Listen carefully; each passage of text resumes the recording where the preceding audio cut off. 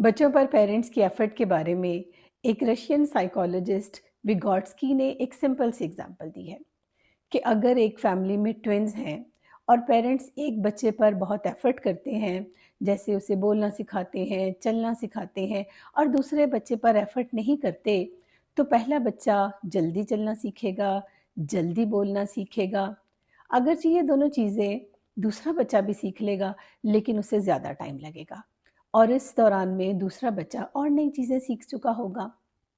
विगोट्स्की ने इसे zone of proximal development कहा है, जिसकी सादा सी एक्सप्लेनेशन ये होगी कि अगर बच्चा अपनी एफ़र्ट से ज़िंदगी में इतनी चीज़ें सीख सकता है, तो पेरेंट्स की एफ़र्ट के साथ वो इतनी चीज़ें सीख सकता है।